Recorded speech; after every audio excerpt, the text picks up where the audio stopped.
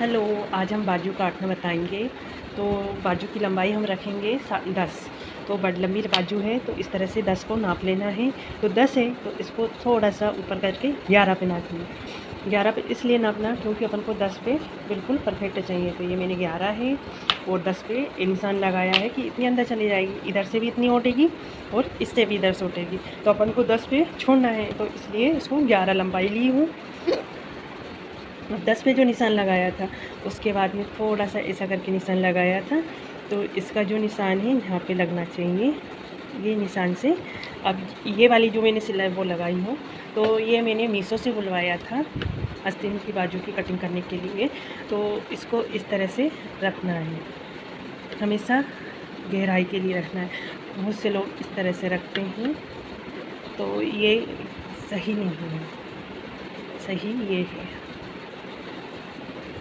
ये इस तरह से रखने का है।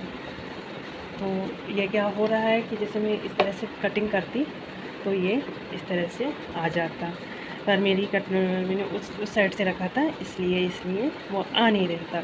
तो जैसे कभी इस साइड से मेरी मार्जिन दिख रही होगी तो वो उस साइड परफेक्ट आ रहा है। तो इस तरह से ये कटिंग में सही रहता है। तो ये निशान लगा है ना, इसके बीच में ही आ रहा है, तो ये बिल्कुल सही है। इस तरह से आप भी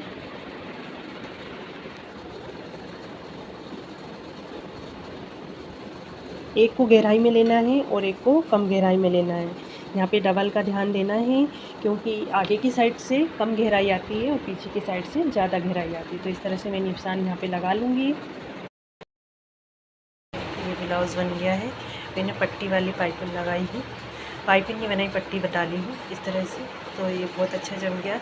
ये स्लीव्स की लंबाई पूरी आ गई जितनी उनकी थी, और ये फिटिंग से डल गया। तो ये आप बताना कमेंट में कैसा बना है, आगे कमेंट। इस तरह से निकल जाती हूँ।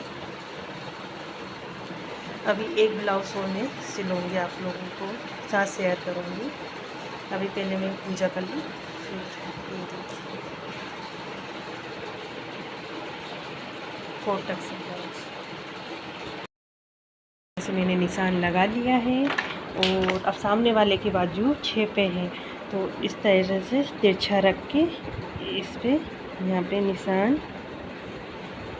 एकदम सीधा आना चाहिए। मैं उल्टे हाथ से बता रही हूँ क्योंकि मेरा मोबाइल ट्राईपोड पे नहीं रखा है, क्योंकि भैया भी नहीं है पकड़ने वाला, इसलिए इस तरह से लगा लिया है। अब मैं इसकी कटिंग करूँगी।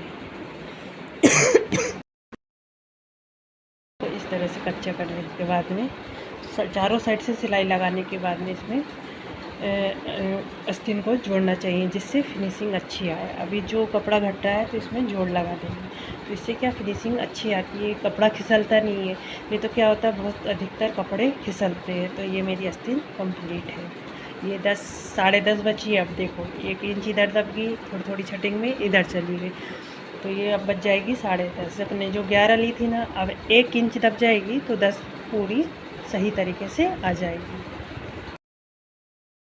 ये ब्लाउज़ बन गया है। मैंने पट्टी वाली पाइपिंग लगाई है, पाइपिंग नहीं बनाई, पट्टी बता ली हूँ इस तरह से। तो ये बहुत अच्छा जम गया। ये स्लीव्स की लंबाई पूरी आ गई जितनी उनकी थी, और ये फिटिंग से डल गया। तो ये आप बताना कमेंट में कैसा बना है, आगे कमेंट। इस तरह से निकल जाती हूँ। अभी एक ब्लाउज और मैं सिलूँगी, आप लोगों को साथ शेयर करूँगी। अभी पहले मैं पूजा कर लूँ, फिर ये देखिए 4 तक से ब्लाउज।